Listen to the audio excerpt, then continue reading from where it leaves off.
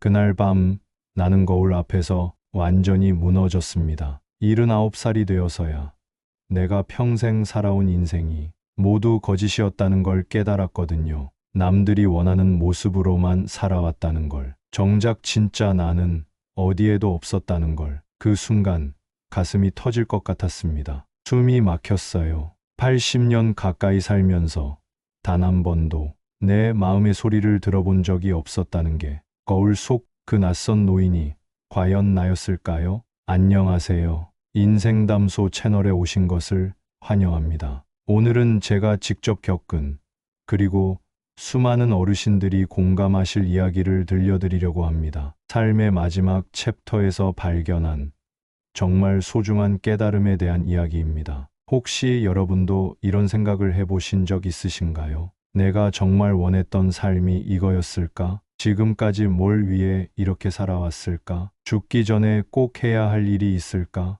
만약 그렇다면 오늘 이 이야기가 여러분의 마음에 작은 위로가 되기를 바랍니다. 그리고 무엇보다 아직 늦지 않았다는 희망을 드리고 싶습니다. 이야기는 작년 봄 평범한 화요일 오후에서 시작됩니다. 병원에서 건강검진을 받던 날이었어요. 혈압도 정상, 혈당도 괜찮고 특별한 이상은 없었습니다. 하지만 의사 선생님이 말씀하시더라고요. 어르신, 이제 정말 건강관리 잘 하셔야 해요. 나이가 나이니까 언제 어떻게 될지 모르거든요. 평범한 말이었는데 왜 그렇게 가슴에 와 닿았을까요? 그 한마디가 저를 완전히 뒤흔들어 놓았습니다. 마치 누군가 제 어깨를 세게 흔들며 깨어나라고 외치는 것 같았어요. 집으로 돌아오는 길, 시내버스에 앉아 창밖을 바라보며 문득 이런 생각이 들었어요. 내게 남은 시간이 얼마나 될까? 그리고 그 시간 동안 나는 무엇을 할 수 있을까? 평소라면 별 생각 없이 지나쳤을 풍경들이 이상하게 선명하게 보이더라고요. 길가에 피어있는 개나리꽃, 횡단보도를 건너는 젊은 엄마와 아이, 벤치에 앉아 신문을 읽는 할아버지. 모든 게 마치 처음 보는 것처럼 새롭게 느껴졌어요. 그때까지만 해도 저는 제가 꽤 성공적인 삶을 살아왔다고 생각했거든요. 남들이 부러워할 만한 대기업에서 35년간 일하며 정년 퇴직했고, 아들 둘 딸 하나 모두 잘 키워서 결혼시켰고, 서울 변두리에 작은 아파트도 있고, 건강도 나쁘지 않았으니까요. 주변 사람들도 항상 말했어요. 참 모범적으로 사셨네요. 부러워요. 하지만 그날 밤 혼자 침대에 누워 있는데 갑자기 모든 게 허무하게 느껴졌어요. 정말로 이게 내가 원했던 삶이었을까? 스스로에게 던진 그 질문이 밤새 머릿속을 맴돌았습니다. 잠이 오지 않았어요. 새벽 3시, 4시가 되어도 눈이 말똥말똥했죠. 그래서 일어나서 거실로 나갔어요. 캄캄한 거실에 혼자 앉아 있으니 갑자기 지난 삶이 주마등처럼 스쳐 지나가더라고요. 젊은 시절을 돌아보니 너무나 많은 걸 놓쳤더라고요. 25살 때 저는 분명한 꿈이 있었어요. 작은 다방을 운영하면서 사람들과 진솔한 이야기를 나누고 싶었거든요. 어릴 때부터 커피 냄새를 좋아했어요. 동네 다방에 아버지 심부름으로 가면 그 진한 원두 향기에 취해서 한참을 서 있곤 했거든요. 언젠가는 제가 직접 커피를 내려서 하루 종일 고단했던 사람들에게 따뜻한 위로를 건네고 싶었어요. 아늑한 공간에서 누군가의 하루를 조금이나마 특별하게 만들어주고 싶었고요. 대학교 4학년 때 용기를 내서 부모님께 말씀드렸어요. 아버지, 저 졸업하면 다방을 해보고 싶어요. 아버지의 표정이 순식간에 굳어지더라고요. 그런 건 취미로 하는 거지. 밥벌이가 되겠니? 안정적인 직장을 구해라. 내가 얼마나 큰돈 들여서 대학을 보냈는데. 어머니도 마찬가지였어요. 요즘 젊은 애들은 왜 이렇게 현실성이 없니? 다방 같은 거 하다가 망하면 어쩔 거야. 회사 들어가서 안정적으로 살아야지. 그 시절엔 부모님 말씀이 절대적이었잖아요. 효도가 최고의 덕목이던 시대였고, 부모님을 거스르는 건 상상도 할 수 없었어요. 그래서 포기했어요. 꿈을 포기했습니다. 대신 누구나 선망하는 대기업에 입사했어요. 부모님은 너무 기뻐하셨죠. 친척들도 부러워했고, 동네 사람들도 잘 됐다고 축하해줬어요. 하지만 첫 출근 날, 회사 건물 앞에 서 있는데 가슴이 답답했어요. 이게 정말 내가 원했던 길일까 하는 의문이 들었거든요. 그래도 그때는 시간이 지나면 적응되겠지라고 생각했어요. 30살에는 사랑하는 사람이 있었어요. 회사 동기였던 미영이라는 여자분이었는데 정말 마음이 통하는 사람이었거든요. 그분은 조금 특별했어요. 남들처럼 돈이나 지위에 관심이 없었고 작은 것에서도 기쁨을 찾는 사람이었어요. 비가 오는 날이면 빗소리가 예쁘다고 했고 길에서 꽃을 보면 한참 동안 바라보곤 했죠. 그 분과 함께 있으면 제가 어릴 때 잃어버렸던 순수함을 다시 찾는 것 같았어요. 세상이 더 아름답게 보였고 하루하루가 설렜어요.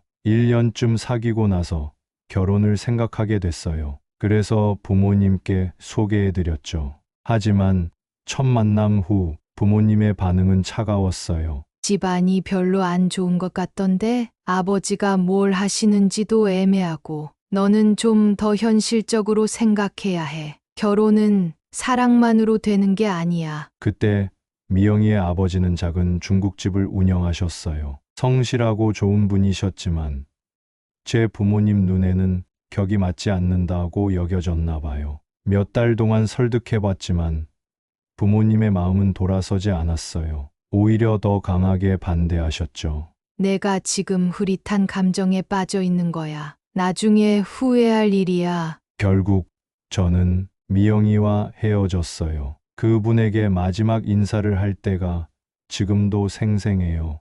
미안해요. 제가 부족해서. 미영이는 울지 않았어요. 그냥 슬픈 미소를 지으며 말했죠.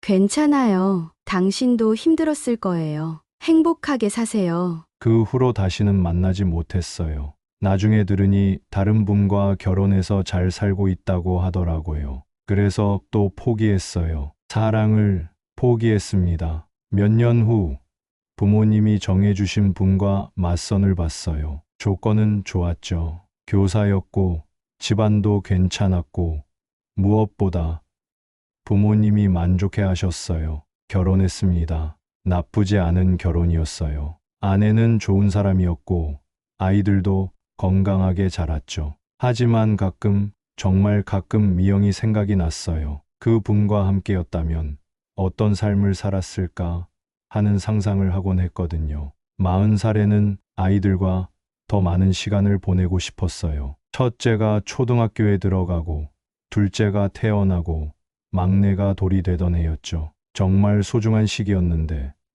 회사 일에 파묻혀서 아이들과 제대로 시간을 보내지 못했어요. 아이들이 아빠라고 부르며 달려올 때 마음 한편에서는 기뻤지만 다른 한편으로는 미안했어요. 더 많이 안아주고 더 많이 이야기를 들어주고 싶었거든요. 하지만 회사에서는 더 많은 성과를 요구했어요. 야근이 일상이었고 주말에도 일하는 날이 많았죠. 집에서는 아내가 그러더라고요. 당신이 더 열심히 일해서 승진해야 아이들 교육비도 감당할 수 있어요. 지금이 중요한 시기예요. 맞는 말이었어요. 현실적으로 돈이 필요했으니까요. 그래서 또다시 포기했어요. 소중한 시간을 포기했습니다. 아이들이 자라면서 가끔 이런 말을 했어요. 아빠는 항상 바쁘시네.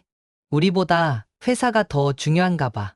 그 말이 가슴에 비수처럼 꽂혔지만 어쩔 수 없다고 스스로를 위로했어요. 아빠가 이렇게 힘들게 일하는 것도 다 너희들을 위해서야 라고 생각했거든요. 50대에는 건강이 조금씩 나빠지기 시작했어요. 스트레스 때문인지 위염이 생겼고 혈압도 높아졌죠. 허리도 자주 아팠어요. 그때 문득 생각했어요. 내가 이렇게 몸을 혹사시키면서까지 일하는 게 맞을까? 한 번은 정말 심각하게 쓰러진 적이 있어요. 과로로 인한 급성 스트레스 때문이었죠. 병원에 실려가서 며칠 입원했어요. 병상에 누워 있으면서 천장을 바라보며 생각했어요. 만약 이대로 죽는다면 내 인생은 무엇이었을까? 아내와 아이들이 걱정스러운 표정으로 병문 안을 왔어요. 그 모습을 보니 가슴이 아팠어요. 가족들을 위해서 일한다고 했는데 정작 가족들은 제가 건강하기를 더 바라고 있었던 거죠. 퇴원하면서 다짐했어요. 이제는 좀 여유롭게 살아야겠다고. 하지만 현실로 돌아오니 또 똑같았어요. 일의 늪에서 벗어날 수가 없더라고요. 60대에 정년퇴직을 했을 때는 허탈했어요. 35년간 다닌 회사에서 마지막 날 동료들과 송별회를 했어요. 다들 수고 많으셨다고 인사해줬지만 뭔가 공허했어요. 이 모든 시간이 무엇을 위한 것이었을까? 물론 성과도 있었어요. 집도 마련했고 아이들 교육도 시켰고 노후 준비도 어느 정도 했죠. 남들이 보기에는 성공한 인생이었어요. 하지만 왜 이렇게 허무할까요? 이렇게 평생을 남들의 기대에 맞춰 살다 보니 정작 내가 누구인지 무엇을 원하는지 모르게 됐더라고요. 거울을 봐도 낯선 사람 같았어요. 이 사람이 누구지? 이 주름진 얼굴 뒤에 진짜 나는 어디에 있지? 그날 밤 병원에서 돌아온 그 밤 잠을 이룰 수가 없었습니다. 침대에서 뒤척이다가 새벽 3시쯤 일어나서 거실로 나갔어요. 캄캄한 거실에 혼자 앉아 있으니 갑자기 눈물이 나더라고요. 왜 이렇게 살았을까? 왜 한 번도 내 마음을 들어보지 않았을까? 그런데 그 순간 놀라운 일이 일어났습니다. 갑자기 머릿속에 할머니의 목소리가 들렸어요. 제가 10살 때 돌아가신 외할머니의 목소리였거든요. 할머니는 일제강점기에 태어나서 한국전쟁을 겪으며 정말 힘든 삶을 사셨어요. 하지만 늘 당신만의 철학으로 살아가셨거든요. 할머니는 늘 이렇게 말씀하셨어요. 얘야, 남의 눈치 보지 말고 내 마음대로 살아라. 인생은 한 번뿐이야. 죽고 나면 아무 소용없어. 어린 마음에는 이해하지 못했는데 79살이 되어서야 비로소 그 말의 의미를 깨달았습니다. 할머니는 가난했지만 늘 마음만은 넉넉하셨어요. 이웃집 아이가 다치면 밥을 해주셨고 길거리에서 울고 있는 사람을 보면 따뜻한 말을 건네셨어요. 돈이 없어서 남들처럼 살 수는 없었지만 당신만의 방식으로 삶을 사랑하셨죠. 명절 때마다 할머니 댁에 가면 할머니는 항상 제 손을 잡고 이렇게 말씀하셨어요. 우리 손자야, 너는 어떤 사람이 되고 싶니? 그때는 의사요, 선생님이요, 이런 답을 했는데 할머니는 항상 고개를 저으셨어요. 그런 게 아니야. 어떤 마음을 가진 사람이 되고 싶냐는 거야. 남을 도울 수 있는 사람. 따뜻한 마음을 가진 사람?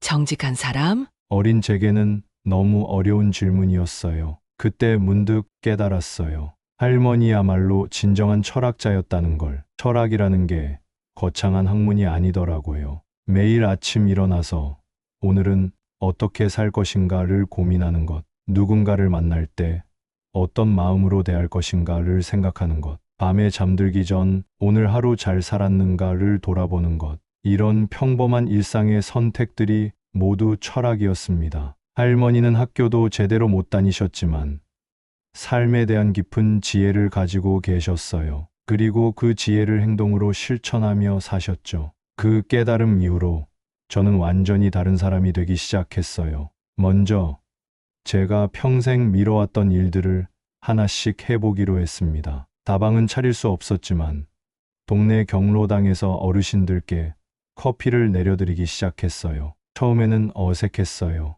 내가 이런 걸 해도 되나 하는 생각도 들었고 혹시 민폐가 되는 건 아닌지도 걱정됐거든요. 하지만 용기를 내서 경로당 관장님께 말씀드렸어요. 제가 커피를 좀 잘 내려요. 어르신들께 한 잔씩 대접하고 싶은데 괜찮을까요? 관장님이 흔쾌히 허락해 주셨어요. 첫날 작은 커피포트와 원두를 들고 갔어요. 손이 떨렸어요. 정말 오랜만에 누군가를 위해 커피를 내리는 거였거든요. 원두를 갈고 뜨거운 물을 부으니 진한 커피 향이 경로당 안에 퍼졌어요. 그 순간 25살 때의 꿈이 떠올랐어요. 어르신들이 하나둘씩 다가오셨어요. 이게 뭐야? 냄새가 좋네. 요즘 이런 커피 한 잔 마시기가 쉽지 않은데. 처음 모금을 드신 한 할머니가 말씀하시더라고요. 이 커피를 마시니 마음이 따뜻해지네. 마치 누군가 내 이야기를 들어주는 것 같아. 그 말을 듣는 순간 눈물이 날 뻔했어요. 이거였구나 싶었거든요. 내가 정말 하고 싶었던 게 바로 이거였구나. 그 후로 매주 2번씩 경로당에 가서 커피를 내려드렸어요. 점점 더 많은 분들이 오시더라고요. 어떤 할아버지는 이렇게 말씀하셨어요. 여기 오면 젊은 시절 생각이 나요. 옛날에 다방에서 친구들과 수다 떨던 때 말이에요. 또 다른 할머니는 이렇게 하시더라고요. 집에서 혼자 있으면 답답한데 여기 와서 커피 마시고 이야기하니까 하루가 금방 가네요. 제가 커피를 내려드리기 시작한 후로 경로당 분위기가 많이 밝아졌다고 관장님이 말씀해 주셨어요. 그 순간 25살 때의 꿈이 이런 방식으로나마 이루어졌다는 생각이 들었어요. 사랑했던 그 사람, 미영이에게는 편지를 썼습니다. 주소는 몰랐지만 예전에 다니던 회사에 편지를 보냈어요. 혹시 전달해 주실 수 있을까 해서요. 편지를 쓰는 내내 가슴이 두근거렸어요. 50년 만에 쓰는 편지였거든요. 미영아, 안녕하세요. 갑작스러운 편지에 놀라셨을 거예요. 저는 잘 지내고 있어요. 결혼도 하고 아이들도 잘 키웠고 지금은 손자들도 있답니다. 늦었지만 그때 정말 미안했어요. 당신과의 추억이 제 인생에서 가장 아름다운 시간이었어요. 그때 결혼하지 못한 건 정말 아쉽지만 그 덕분에 지금의 가족들을 만날 수 있었으니 모든 게 의미가 있었나 봐요. 당신도 행복하게 잘 지내고 있다고 들었어요. 정말 다행이에요. 이 편지를 쓰는 이유는 그냥 고마웠다는 말을 하고 싶어서예요. 당신 덕분에 사랑이 무엇인지 알았어요. 그 소중한 경험이 제 삶을 더 풍요롭게 만들어줬어요. 건강하게 오래오래 행복하세요. 답장은 오지 않았지만 편지를 보낸 후 마음이 한결 가벼워졌어요. 50년 동안 가슴에 묻어두었던 말을 드디어 했다는 안도감이 들었거든요. 아이들과는 더 깊은 대화를 나누기 시작했습니다. 그동안 아이들과는 주로 이런 대화를 했어요. 공부는 잘하고 있니? 회사 생활은 어떠니? 돈 관리 잘해라. 늘 현실적인 이야기만 했죠. 하지만 이제는 달라요. 아이들을 만나면 이런 질문을 해요. 너는 어떤 사람이 되고 싶니? 무엇을 할 때 가장 행복하니? 요즘 마음은 어떤지 궁금해. 처음에는 아이들도 당황했어요. 갑자기 왜 이런 걸 묻냐고. 큰아들이 그러더라고요. 아버지, 갑자기 왜 이런 질문을 하세요? 그냥 내 마음이 궁금해서 그동안 너의 마음을 제대로 들어본 적이 없는 것 같아서 그렇게 대답하니까 아들의 표정이 조금씩 부드러워지더라고요. 시간이 지나면서 아이들도 마음을 열기 시작했어요. 아들은 이렇게 말했어요. 사실 지금 하는 일이 재미없어요. 그냥 안정적이니까 하고 있는데 정말 하고 싶은 건 따로 있어요. 그게 뭔데? 사진이요. 사람들의 일상을 사진으로 담아서 그 속에 담긴 이야기를 전하고 싶어요. 예전에 저라면 그런 걸로 밥 먹고 살 수 있겠니? 라고 했을 거예요. 하지만 이제는 달라요. 그럼 해봐. 아버지가 응원할게. 아들이 눈을 깜짝거리며 놀라더라고요. 정말요? 그래, 내가 하고 싶은 일을 해야지.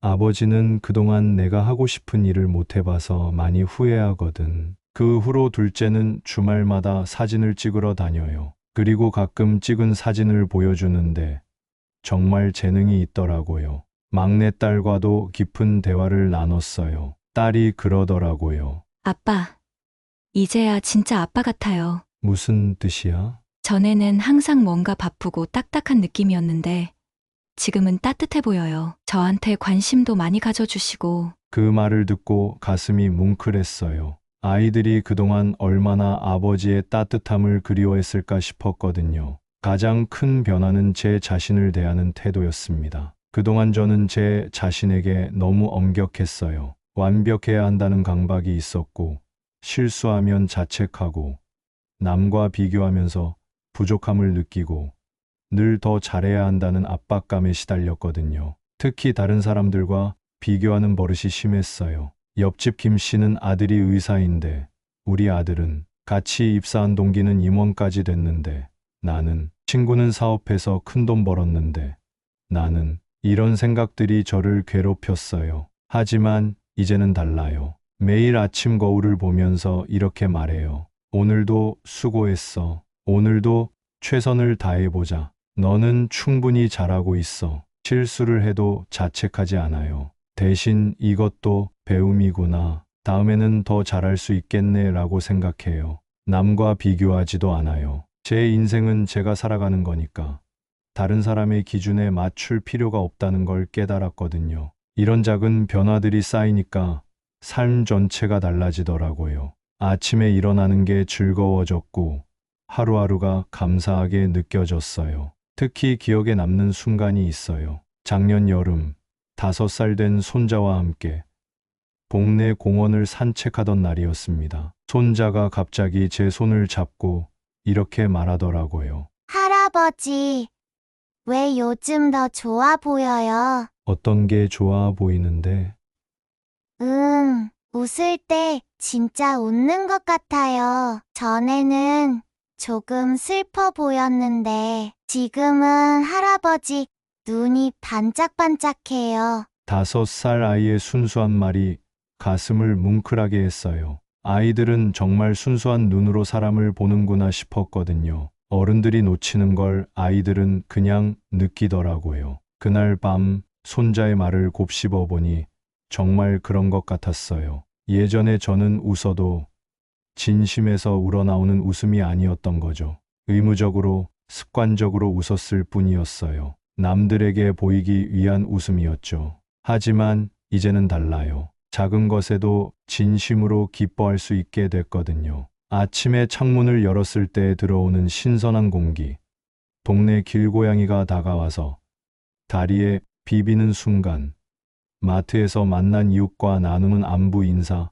버스에서 자리를 양보해주는 젊은이의 친절함, 이런 평범한 일상들이 모두 소중하게 느껴져요. 예전에는 이런 걸 당연하게 여겼는데, 이제는 모든 게 감사하고 신기해요. 그런데 여러분, 가장 어려웠던 건 용서였습니다. 저에게는 평생 용서할 수 없다고 생각했던 사람이 있었어요. 회사 동료였던 박 과장이라는 사람이었는데, 제가 3년 동안 준비했던 중요한 프로젝트를 가로채간 사람이었거든요. 당시 저는 45살이었어요. 승진을 위해서 정말 열심히 준비한 프로젝트였죠. 밤늦게까지 자료를 조사하고 주말에도 출근해서 기획안을 만들었어요. 발표 일주일 전 박 과장이 갑자기 찾아와서 이렇게 말했어요. 이 프로젝트 내가 맡는 게 어떨까? 너는 경험이 부족해서 실패할 확률이 높아. 그때는 정말 분노가 치밀었어요. 하지만 거절할 수 없었어요. 박 과장이 저보다 직급이 높았거든요. 결국 그 프로젝트는 박 과장 이름으로 발표됐고 큰 성공을 거뒀어요. 박 과장은 그 공로로 임원까지 승진했죠. 저는 그 일로 인해 승진해서 밀렸고 결국 다른 부서로 옮겨가야 했어요. 20년이 넘도록 그 사람을 생각하면 분노가 치밀었어요. 복수하고 싶다는 생각도 들었고 그 사람이 잘 되는 소식을 들으면 잠을 못 잤어요. 회사 동창회에서 그 사람 이야기가 나오면 자리를 피했죠. 가족들에게도 여러 번 그 이야기를 했어요. 얼마나 억울한지, 얼마나 분한지. 아내가 그러더라고요. 여보, 그만 잊어버려요. 그렇게 계속 생각하면 당신만 괴로워요. 하지만 쉽게 잊을 수가 없었어요. 그 일이 제 인생을 바꿔놓았다고 생각했거든요. 그런데 작년 가을, 우연히 길에서 그 사람을 만났어요. 은평구 뉴타운에서 있었던 20년 만의 만남이었죠. 처음엔 알아보지 못했어요. 많이 늙어 있더라고요. 예전에 저라면 못 본 척 지나갔을 텐데. 그날은 왜인지 다가가서 인사를 했어요. 안녕하세요. 박 과장님, 오랜만이네요. 그 사람도 깜짝 놀라더라고요. 아, 정대리, 아니, 정 차장님이네요. 정말 오랜만이에요. 어색한 침묵이 흘렀어요. 근처 카페에 앉아서 커피를 마시며 안부를 물었어요. 그 사람도 은퇴했다고 하더라고요. 잠시 후 그 사람이 갑자기 고개를 숙이며 말했어요. 그때 정말 미안했습니다. 지금도 생각하면 부끄러워요. 당신이 얼마나 열심히 준비했는지 알고 있었는데. 순간 마음이 확 뚫리는 것 같았어요. 20년 동안 저를 괴롭혔던 분노가 그 한마디로 눈 녹듯 사라지더라고요. 그 사람도 그동안 괴로워했구나 싶었어요. 양심의 가책을 느끼며 살았을 거라는 생각이 들었거든요. 괜찮습니다. 다 지난 일이에요. 그렇게 말하는 제 자신이 놀라웠어요. 진심으로 그렇게 생각됐거든요. 그 일이 있은 후로 제가 더 단단해졌어요. 오히려 고마워요. 그 사람의 눈에 눈물이 맺혔어요. 정말 고맙습니다. 그 말 때문에 제가 구원받는 것 같아요. 집에 돌아온 후 거울을 보니 표정이 정말 편안해 보였어요. 20년 동안 제 어깨를 누르고 있던 무거운 짐이 사라진 것 같았죠. 가슴이 뻥 뚫린 기분이었어요. 그때 깨달았어요. 용서는 상대방을 위한 게 아니라 나를 위한 거라는 걸. 분노와 원한을 품고 사는 건 결국 내 마음을 병들게 하는 일이더라고요. 상대방은 별 상관없이 잘 살고 있는데 정작 저만 괴로워하고 있었던 거죠. 마치 독을 마시고 상대방이 죽기를 바라는 것과 같았어요. 용서를 하고 나니 마음이 정말 가벼워졌어요. 세상이 다르게 보이기 시작했고 사람들에 대한 시선도 따뜻해졌어요. 길에서 마주치는 사람들이 모두 좋게 보이더라고요. 이 경험을 통해 또 하나 깨달은 게 있어요. 진정한 힘은 복수가 아니라 용서에서 나온다는 걸. 복수는 나를 상대방과 같은 수준으로 끌어내리지만 용서는 나를 더 높은 차원으로 올려주더라고요. 용서한 후로 제가 더 당당해졌어요. 더 자유로워졌고 더 평화로워졌죠. 이제 80을 앞둔 제가 젊은 분들께 그리고 저와 비슷한 연배의 분들께 꼭 전하고 싶은 이야기가 있어요. 첫 번째, 늦었다고 생각하지 마세요. 저는 79살에 진짜 저를 찾았어요. 인생에서 가장 행복한 시기가 지금이라고 자신 있게 말할 수 있거든요. 나이는 정말 숫자일 뿐이에요. 마음만 열린다면 오늘부터라도 완전히 다른 삶을 살 수 있습니다. 언제든 새로 시작할 수 있어요. 꿈을 포기할 필요도 없고 사랑을 단념할 필요도 없어요. 지금이 바로 가장 좋은 시작점입니다. 두 번째, 작은 것부터 시작하세요. 거창한 계획을 세울 필요 없어요. 매일 아침 오늘은 어떤 하루를 만들어 갈까 생각해 보세요. 그리고 작은 실천을 해보세요. 이웃에게 먼저 인사하기, 가족에게 고마운 마음 표현하기, 혼자 있는 시간에 내 마음 들여다보기, 하루에 한 가지씩 감사한 일 찾기. 이런 작은 변화들이 모여서 큰 변화를 만들어냅니다. 작은 물방울이 모여 큰 바다를 이루는 것처럼요. 세 번째, 용서하세요. 남을 용서하고 자신도 용서하세요. 완벽하지 않아도 괜찮아요. 실수해도 괜찮고, 늦어도 괜찮고, 서툴러도 괜찮아요. 누구나 실수하면서 살아갑니다. 중요한 건 그 실수에서 배우는 거예요. 자신을 너무 채찍질하지 마세요. 자신에게도 친구에게 하듯 따뜻한 말을 해주세요. 네 번째, 지금 이 순간을 소중히 여기세요. 과거는 이미 지났고 미래는 아직 오지 않았어요. 우리에게 주어진 건 오직 지금뿐입니다. 지금 이 순간 숨 쉬고 있다는 것, 사랑하는 사람들이 곁에 있다는 것, 오늘도 새로운 하루를 시작할 수 있다는 것, 이 모든 게 기적이에요. 당연한 게 하나도 없어요. 마지막으로 자신만의 철학을 찾으세요. 거창한 이론이 아니어도 돼요. 내가 어떻게 살고 싶은지, 무엇을 소중히 여기는지, 어떤 사람이 되고 싶은지, 죽기 전에 꼭 하고 싶은 일이 무엇인지, 이런 질문들에 대한 나만의 답을 찾아보세요. 그 답이 바로 여러분만의 철학이 될 거예요. 그리고 그 철학에 따라 하루하루를 살아가세요. 그러면 어느 순간 여러분도 지금이 가장 행복하다고 말할 수 있을 거예요. 벌써 이야기가 끝에 다다르네요. 오늘 제 이야기를 끝까지 들어주셔서 정말 고맙습니다. 혹시 이 이야기가 여러분의 마음에 작은 울림이라도 되었다면 그것만으로도 충분히 의미 있는 시간이었다고 생각해요. 저는 79살에 깨달았지만 여러분은 더 일찍 깨달으실 수 있을 거예요. 더 많은 시간을 진짜 자신으로 살 수 있을 거라고요.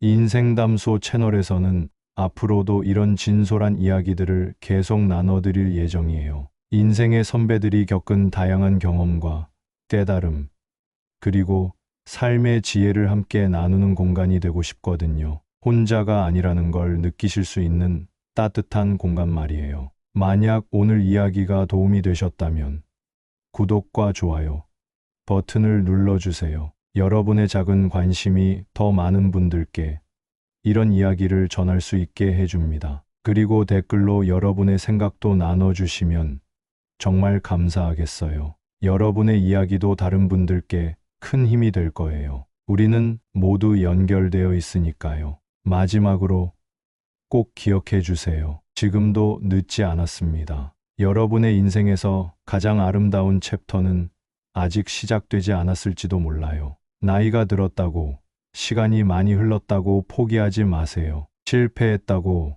돌아가야 할 길이 멀다고 절망하지 마세요. 오늘부터, 지금부터 진짜 여러분이 원하는 삶을 살아보세요. 남의 눈치 보지 말고, 남의 기준에 맞추려 하지 말고, 오직 여러분 마음의 소리에 귀 기울여 보세요. 그 소리가 들리는 순간, 여러분의 진짜 인생이 시작될 거예요. 저처럼 여든이 되어서 깨닫지 마시고, 지금 당장 시작하세요. 내일이 아니라 오늘, 다음 주가 아니라, 지금 이 순간부터요. 여러분도 분명히 행복할 수 있어요. 진짜 자신으로 살 수 있어요. 그럼 다음 시간에 또 다른 따뜻한 이야기로 찾아뵙겠습니다. 오늘 하루도 여러분 모두에게 작은 행복과 깊은 평안이 함께하기를 바라며 인생담소에서 진심을 담아 인사드렸습니다. 안녕히 계세요.